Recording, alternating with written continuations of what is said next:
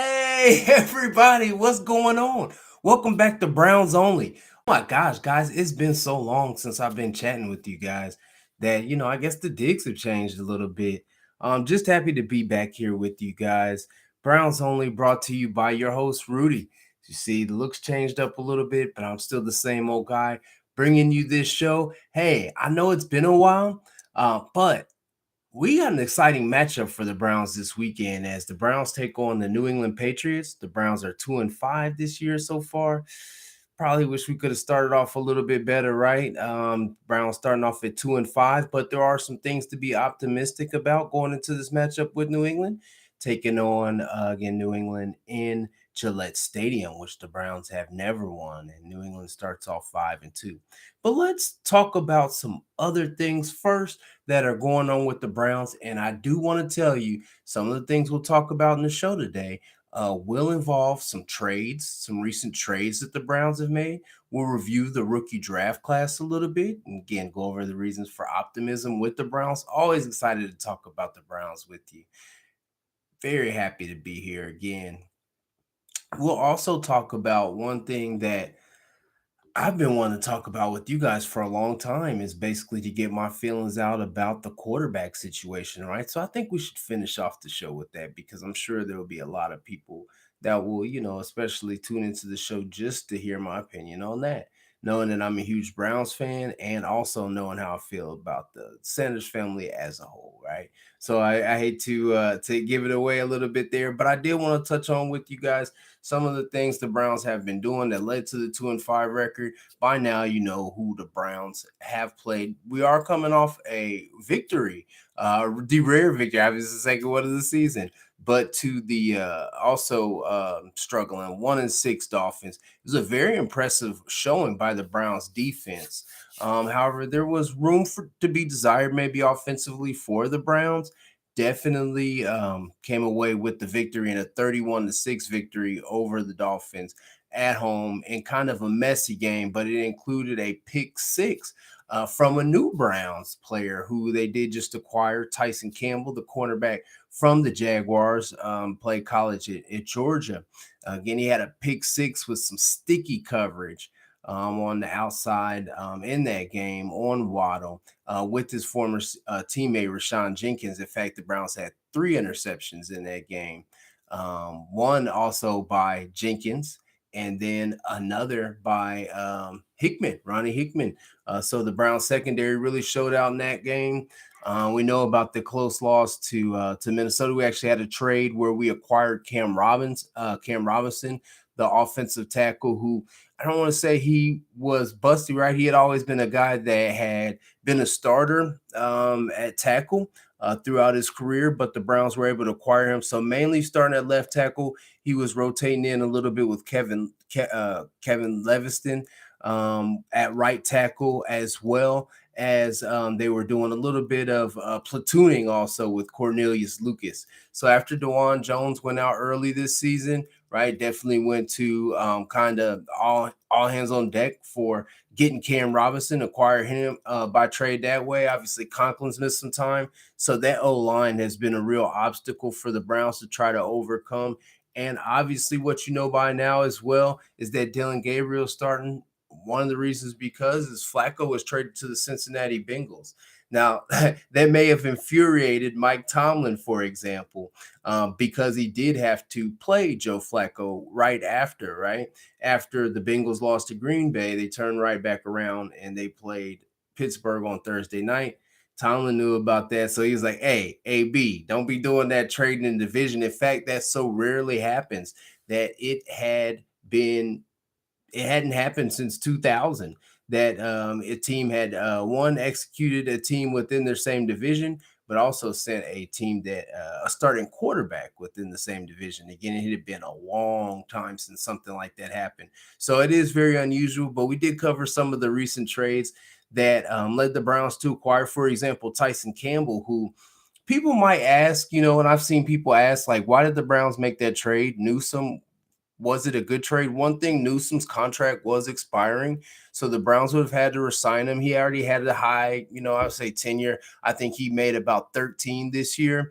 Now, Campbell was already signed by the Jaguars to an extension. So the one thing it does is it kind of sets the price, or it has a fixed price for what Campbell will be under contract for a few more years, or a couple extra years, I should say, than Greg Newsome, who's now in New England. And he didn't have a great game as the Jaguars got beat down in London the other day, but he's over there partnering with, of course, Travis Hunter, who the Browns passed on in the draft. But in a brief second, we'll talk about some of the highlights from the Browns draft. But one of the things I did want to do, and we touched on the big win over Miami at home, which again was a slobberknocker fest. With you look at the fact that Quinshon Judkins, when we talk about that draft class, he had 23 carries in that game, and he's getting fed, right? But he also did not achieve 100 yards, which he had 3 touchdowns, right? We saw him in a Wildcat even, right? But I would say it's going to be important that the Browns offensive line that we touched on, some of the transactions they made there, be able to open up holes for Judkins to really be able to perform better in terms of yards per carry, right? So eliminating some of those negative plays. But I digress. I get a little ahead of myself there. One of the things that is very interesting when we look at, I believe in the Steelers and the Dolphins game, obviously that Steelers game being a loss in Pittsburgh. The Browns rookie class is so promising that they had 4 rookies, and Quinshon Judkins in rushing, Dylan Gabriel in passing, and then also Harold Fannin in receiving, and then also Carson Schlesinger is the leading tackler for the Browns, which they had done a couple weeks. It was another feat, just like trading a quarterback within the division that just had not been matched. So it's not necessarily that these things are signs of futility, like the sad streak that the Browns had, where they had gone consecutive weeks without scoring 17 points. No, these aren't signs of futility. Again, in the 4 categories there where the Browns had leaders that were rookies, it shows signs of hope. Now, another sign of hope is we'll have a season debut from a player who's not played for the Browns yet this year, who's Michael Hall Jr. So we do know that the Browns' defensive line has been dominant, which is beautiful, right? Myles Garrett kind of leading the way with, I believe, 5 sacks on the season now after getting a solo sack in the Miami Dolphins game. But Michael Hall Jr. was a guy who was a second-round draft pick last year in 2024's draft for the Browns, but he missed some time last year, quite a bit of time, due to an off-field incident leading into the season. Hoping that we could have him for more this season, right? But again, going into week 8, he's already missed. They say all the time he was never put on like injured reserve or anything, because the Browns weren't sure necessarily when he'd come back, but there was, I believe, issues with this surgery. I guess what I'm saying is I'm excited to see Michael Hall Jr. next to Mason Graham. I'm really interested to see what kind of combinations they can do on the D line. We know that Malik Collins is showing out this year. Haven't really got a chance to discuss that with you guys. Of course, Shelby Harris is still doing his thing on the interior, but Mason Graham, I mean, if I give my honest opinion on him, we knew it as a defensive tackle, he's not going to put up big stats, but he does affect the interior. That interior pressure is something that could weigh dividends this week in the Patriots game, right? Because I don't want to dive into it too much, but Drake May is a guy that can be affected by that interior pressure, leading to sacks, negative plays, for example. He does look to get out of the pocket to be able to create plays, for example, to his playmakers like Keyshawn Booty, and also Stephon Diggs, who still doesn't have a receiving touchdown on the year. Also, Travion Henderson's been quiet for the Patriots. So one thing I'm hoping, because Judkins is looking so good, right? I was looking at his stats, and he's approaching 500 yards for the season. One thing that was alarming is in only 4 games, Flacco is still by far, and obviously he's traded, our leading passer. And Gabriel's credit is having 5 games, but we know he's only had those few starts so far. One of the things, again, I wanted to get to was just mention that, again, Michael Hall's debut will be this weekend against the Patriots. So look for the Browns, I would say, the defensive line to have a big impact on the game. Obviously, the Browns running game is going to have a huge impact on the game. One of the things I would look for the Patriots to do here, because of how well the Browns did run the ball last week, even in terms of not for a high yards per carry average, is they're going to make Dylan Gabriel throw the ball. Now, that might be a problem for the Browns, because if we look at it last week, whether you say it's the game plan or whatever the case may be, I believe Dylan Gabriel had about 17 attempts last week, passing attempts, but he's also sacked 2 times. But he also only threw for 116 yards. Now, I know you've seen by now, if you're a hardcore Browns fan, like I know you guys are, if you're watching, listen to this. But Dylan Gabriel also missed some throws in the red zone, tight red zone especially. And these weren't even plays across the middle. Both of them were actually free releases by the backs. Free release, not like their receiver. But in one case, Jerome Ford was in the flat. Judy got double teamed, knocked down. You guys probably seen that play by now. And Gabriel just basically still threw it to the double teamed, knocked down Judy instead of the wide open Jerome Ford. So, I mean, in this game, obviously, again, the win over Miami, it didn't negatively affect us, but Dylan Gabriel's got to be better at recognition and just really making the right read. That was something that I really complimented him on a lot in the first game against the Vikings. But one of the things I think is interesting is I think he has digressed a little bit in terms of being a little bit too gun shy in terms of wanting to get the ball downfield. And it's not just the ball downfield, because a lot of people, I'm sure, have seen to where Gabriel's been criticized for his inability to throw passes over 5 or 10 yards. You got to understand, part of that is offensive design and scheme by Kevin Stefanski, and type kind of like a West Coast offense where you do have a lot of crossing routes that would sit down around 5 to 7 yards. Not really enough time for double moves or even maybe space that can be created on outside by anybody except for Bond. I've seen Fannin getting, pretty good separation from his defender, but I don't know whether it's a timing issue or whatever the case may be. There's also been some drop issues between not only, of course, Judy, who's had a lot of drops this year, and Gabriel, but then also Fannin and Gabriel. Now, one of the things I might attribute that to as well is Dylan Gabriel's left-handed. There's not many left-handed quarterbacks in the NFL. One of the most popular left-hand quarterbacks all time, Michael Vick, Steve Young, for example. Um, right now, Michael Penix is a left-handed quarterback. But again, there's not really that many. In fact, when Dylan Gabriel started against Tua last week, that was the first time that two left-handed quarterbacks had faced each other since, I think it was like '06 or something that nature. And in fact, in that game is very interesting because it was two Hawaiian born uh, left-handed quarterbacks, which is, I don't know, what are the odds, right? But that was kind of crazy. But again, happy to have the Browns win that game because they really needed to. The only thing here is, unfortunately, one of the reasons I'm taping is because I am really excited about this matchup for the Browns. I do see it as being a good matchup for them. There's a lot of different factors here. For one, it's kind of a bad matchup for the Browns because Vrabel was in the building last year, right? It's kind of basically like almost like a quality control specialist for the Browns, but he was all over the building, basically, right? So he was assistant Schwartzy with the defense. Speaking of that defense is looking really nasty for the Browns right now. Yeah, and especially not just after holding Miami to 6 points last week, but they've been really solid all year, especially with the deficiencies of the offense, some of the bad positions that they've been put in. They're still ranking high in a lot of the main statistical categories, especially strong against the run.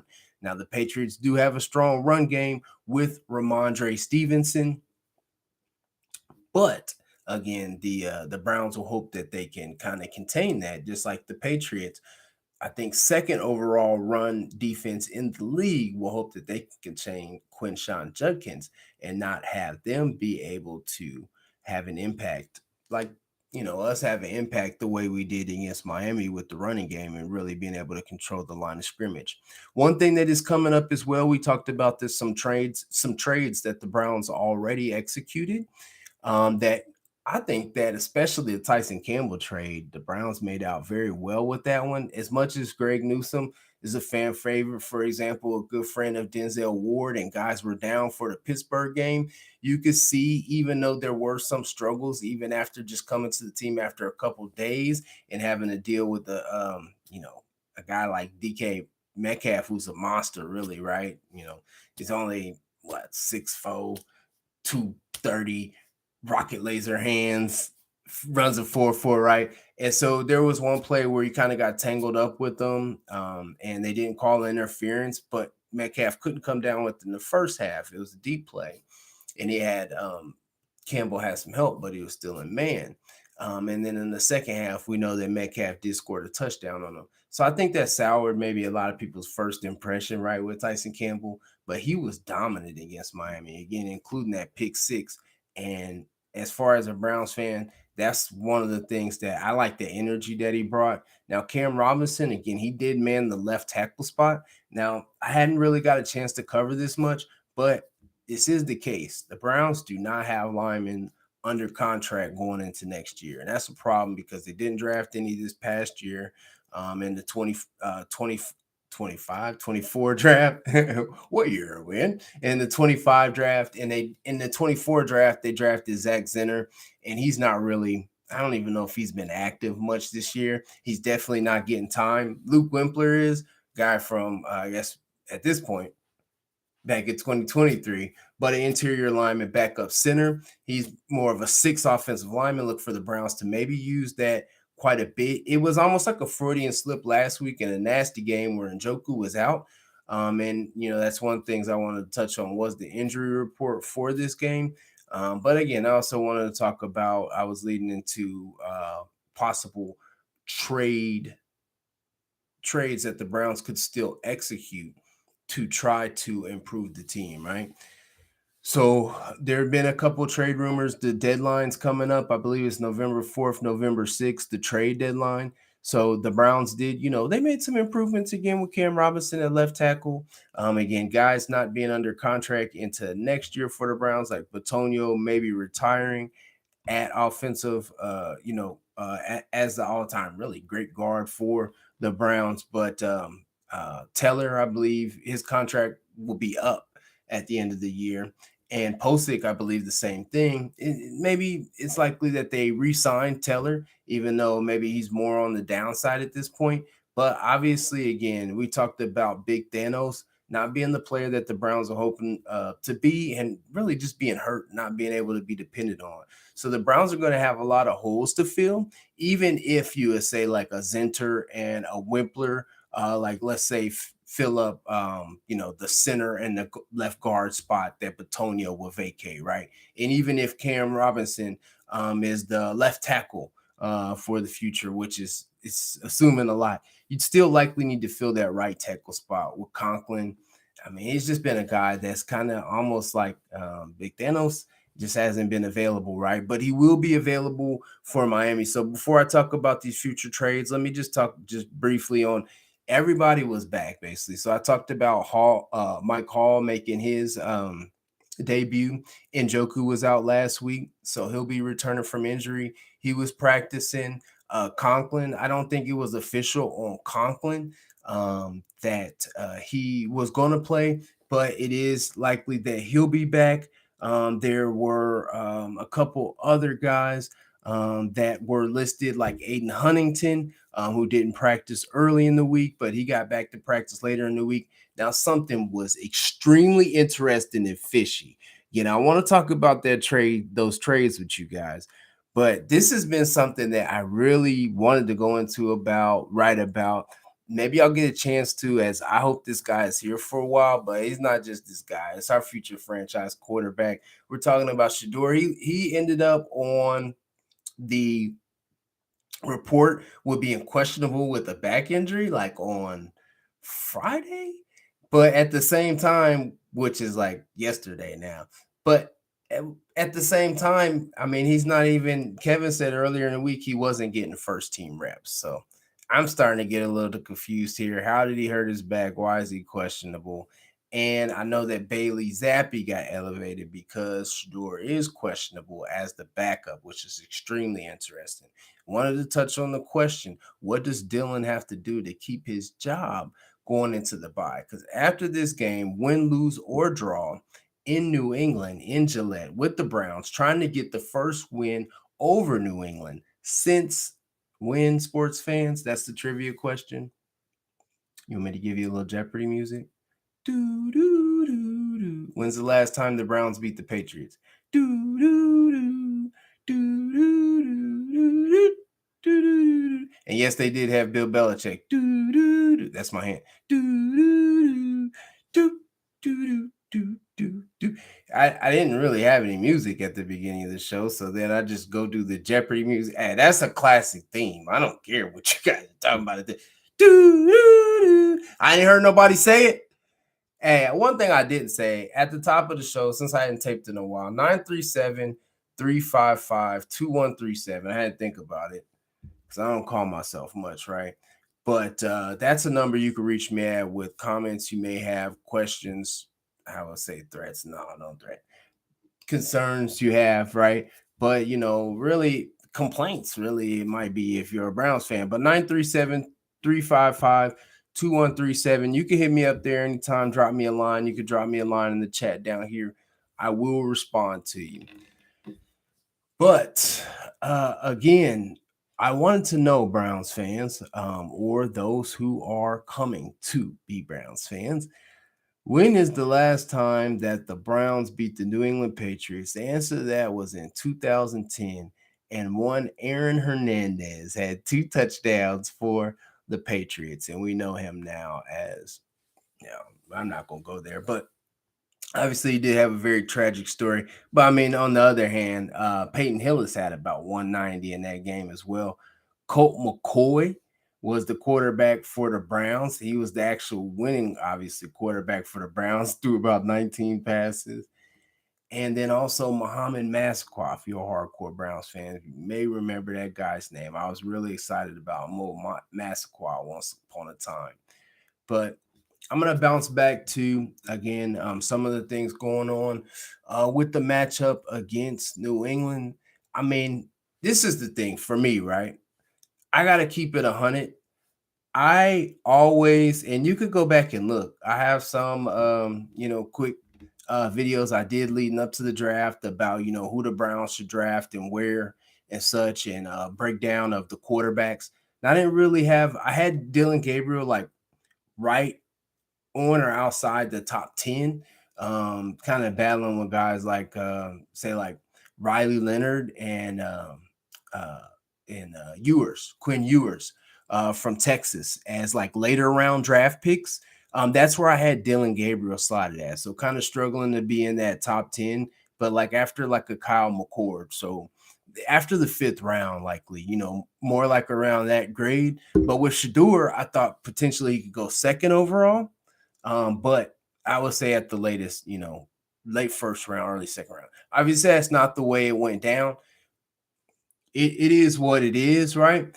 But what I'm saying is we can't discount that when we keep saying, well, he's a 5th round draft pick. Usually this 5th round draft pick would get this kind of treatment, a 5th round draft pick.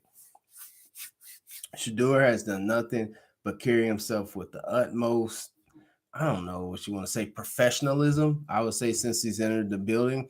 And if we go over, like, I would say the cumulative part of everything, perhaps maybe the only misstep was a speeding ticket. I mean, he's never got a speeding ticket before, right? We're not rehashing those things like that.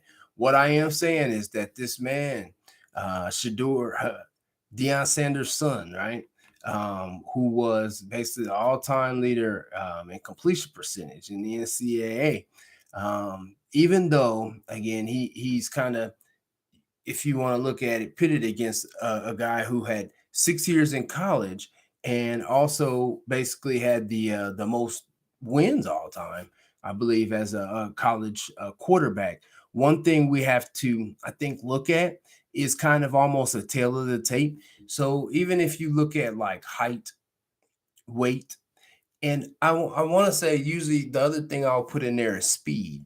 Now, if you can remember, guys, when we go back, I know I'm making this more of a discussion and kind of leading to a long thesis of why my opinion is formulated the way it is about this, I would say quarterback conversation is, again, we can't discount what happened in the preseason because there were some good things from both quarterbacks and there were some bad things. One thing that I would say we didn't see Shador do is very interesting right now. We haven't seen Dylan turn the ball over in 3 games, which I know that 3 starts, I should say. I know that Kevin loves, he likes that. We also have to consider Shador didn't turn it over. I know it's only in the preseason, right? And we can say that that preseason doesn't count. That's why I don't understand why people are so up in arms about the Rams game where he got sacked 5 times, where again, he came in relief. I think that it's safe to say that it might not be the best situation for Shador to come in a relief situation. But if we have a game plan tailored toward the guy, as I was talking about height, weight, Shador's more like 6'1", probably about 220. Dylan's 5'10", 205. That's a bit of a difference. And when we talk about speed, I saw some agility of Dylan Gabriel on tape. And like for example, at the beginning of the Miami game, the first play, it was a play action. He had to tuck it and boot right. Things like that I liked. You could see a little mobility out of him. But we saw some mobility out of Shador in that game in Carolina. And he did throw 2 dot touchdowns. I have maybe other than that Dylan Sampson touchdown and some garbage time, I believe, against the Ravens. I don't know that I've seen Dylan Gabriel make a really good throw. There was one in the preseason as well, but and I think it was like the thrash. But I haven't seen him make those kind of tight red zone throws. And what's it about in this league, guys? It's about scoring touchdowns. I get to all that to say, if Dylan Gabriel is not able to capably move the Browns offense down the field in this game against the Patriots, and scored touchdowns in the tight red zone, because I do think he has the ability to move the ball. If we go back to the Minnesota game, for example, in his first start, he had about 220 yards. Again, it's not apples to apples, but again, at home in the Browns game against Miami, where he wasn't maybe asked to do as much, and you could see some situations where again he was making bad reads, as again in that Minnesota game he wasn't. When they scaled it back again, he only had that 116 yards. And I know I keep going to that number, but that's really not enough to get it done. You really have to look at the process and you really have to think long term. Even though you can win certain games by being conservative and not having to have the quarterback take shots downfield, when those shots are there, for example, like we've seen a guy like Isaiah Bond. I'm not talking about the pass that hit him in the helmet, right? We're not talking about that from the Pittsburgh game, but there's been plays, especially when Flacco was here, where like Bond got open, even miscommunications, but part of that might just be him being a young receiver. I think people are a little bit too hard on the receivers and how they're not doing their job, because I think there's some I don't know, adjustment, not only with playing with a left-hand quarterback, but of course a rookie quarterback who, man, you might be open sometime and he just might not hit you. And then, it might be in tight coverage and you might not be expecting it. And then it's there. So you got to adjust. Don't want to make excuses for those guys. I think everybody needs to step it up, regardless of which quarterback is starting, whether it's Dylan or Shador. But I do think win, lose, or draw in this New England game, it's time for the Browns. And again, kind of regardless how Dylan performs, but especially if he performs poorly, I do think it's time for the Browns to not only strongly consider starting Shador, but that's probably the best course of action, especially if the offense continues to be the unit that kind of deflates the defense or takes away the Browns' ultimate chances of win. Because, at the end of the day, I would hope that as the franchise, we're really just trying to win each game. And if you're seeing that you're kind of winning in spite of a guy, despite maybe not having turnovers and things like that, when you go look at the tape, you do have to see that there are some missed opportunities on the field, and you want to see if interjecting maybe someone else in the position as the signal caller could make it so that you take advantage of those opportunities, which is obviously going to put you in a more advantageous situation in terms of winning. Now, we talked about the trades earlier in the show. Again, Cam Robinson, Tyson Campbell traded away Joe Flacco. Those trades, I think, were effective each in their own right. Flacco, more or less, to open up the quarterback room, get a chance to see both of the rookies. Obviously, we needed help on the offensive line, so sought out Cam Robinson, and then also Tyson Campbell, acquiring him with a more longer term contract as compared to Newsom's expiring contract, which had been basically talked about as the Browns seeking to eliminate or get rid of for a while. Those things were all check marks. Now, one that's been talked about a whole lot, and I think that like even like Jeremy Fowler has reported this one in his top 25 guys likely to be traded is Jerome Ford. Jerome Ford was basically like the lead back with Nick Chubb at some point, like our RB1 in 2024. But this year, he's basically relegated to, it's not really RB3. He's really the third down back in RB2. But Dylan Sampson, of course, our fourth round draft pick for the Browns, he could probably take a larger role if he shows that he can hold his own basically in pass blocking situations. So I think Ford really helps a lot in the third down as a third down back in pass block, but really usually he's going out for pass routes, which Sampson can do that. But I think Sampson can maybe give you a little bit more when he's forced to line up in the slot, as opposed to Ford. You really just want him coming out the backfield to catch passes. And again, I think he is probably a better pass blocker at this point. Is he still needed for the team? I don't know. I think he provides adequate depth. Don't forget the Browns acquired Rocky Sanders from the Chargers. I was about to call him San Diego. And he hasn't been active a lot, but he was a guy that, I don't know, maybe good as a short yardage back, but kind of a different role maybe than what Jerome Ford provides. Now, again, Jerome Ford, you probably wouldn't look to get more than like a sixth or a seventh round pick for him because he's not really a starting running back. He's not an RB1. He's just I wouldn't say he's a jag. He's just a guy. I'm kind of actually a little higher on Jerome Ford than probably most, I would say, Browns experts you would talk to or whatnot. But again, you couldn't really expect the fifth round pick, I believe, out of Cincinnati, the University of Cincinnati, a few years ago, to fetch much more of that in the trade. Again, sixth, seventh. Also, Njoku has been rumored to be traded. Now, just like Newsom, who was a fan favorite, Njoku is a fan favorite. Everybody loves Chief. Chief. I get hyped sometimes when, Njoku makes a big catch. Chief. But I guess this is gonna sound weird. I guess I am a big fan of seeing him have his shirt off before the game, despite how cold it is, being all diesel and ready to play. And I don't want to lose Njoku just simply because of that reason. But if I look at straight the production, yeah, he was out last week, and it somewhat helped the Browns' running game to flourish, but the passing game wasn't helped at all. And Njoku does provide a guy who does still provide some valuable run after the catch. The problem is, just like with Greg Newsome, it's an expiring contract. He's in the last year of his contractual obligation with the Browns, so they'll have to sign him to a new deal, basically, right after next year. And the thought process is, of course, do we let a guy like this go for nothing, or do we at least see what we can get and trying to acquire something back for him? Those are the two most likely names people are talking about could get moved. I even heard Alex Wright today, but Alex Wright's actually having a pretty good year. He's got 2 sacks on the year. I mean, actually, both of the sacks have been pretty devastating. But I talked about, again, how I just wanted to emphasize how this rookie platoon for the Browns is playing really well right now. Between Carson Schlesinger, between Judkins being our leading rusher, almost at 500 yards on the season, not even quite yet at the halfway point through the season. Of course, Dylan Gabriel being the starter right now, hoping to see Shador before too long.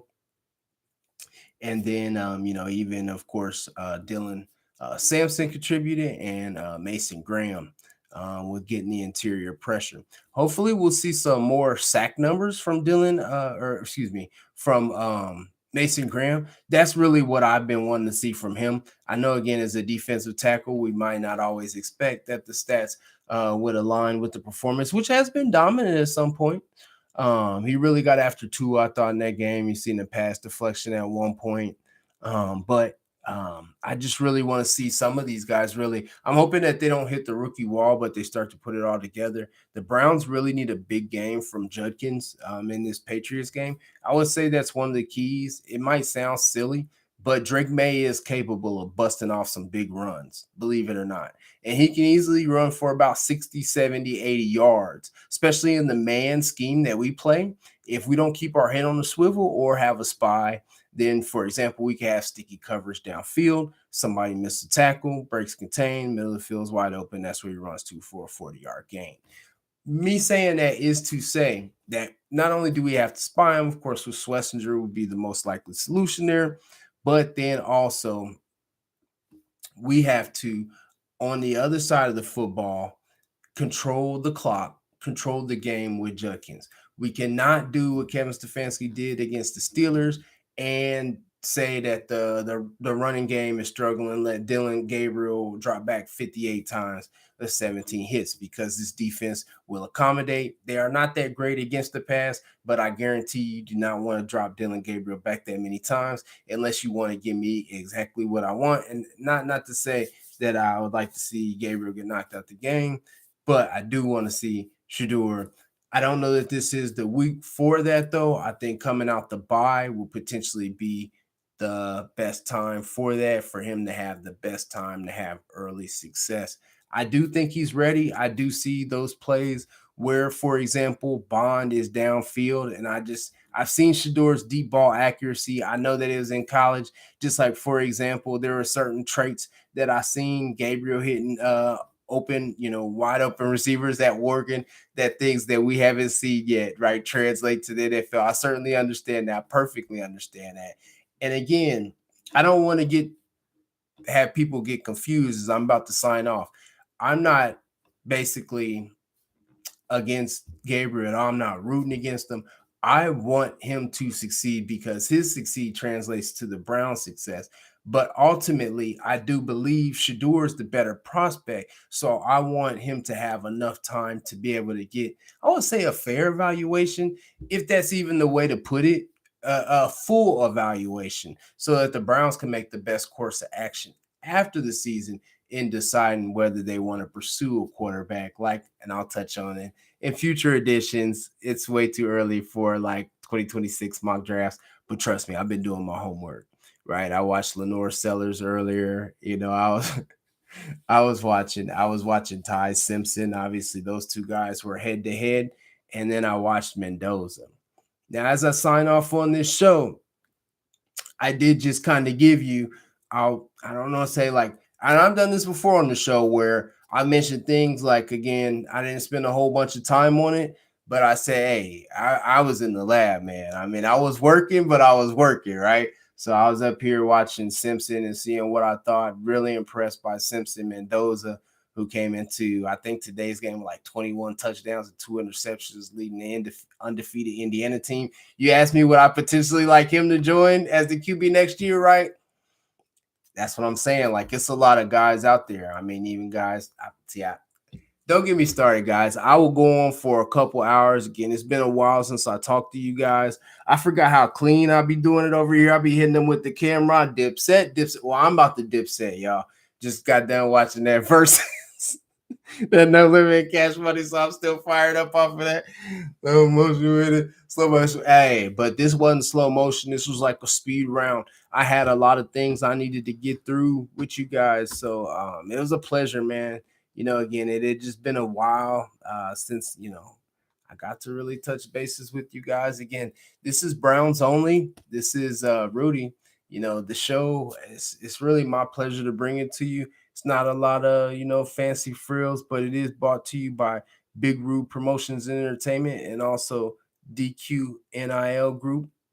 So if you like it, give it a thumbs up. It's all good. I'll do a couple more here before too long. Again, I look forward to talking to you guys soon. It's always a pleasure. Thank you so much for having me. And of course, go Browns.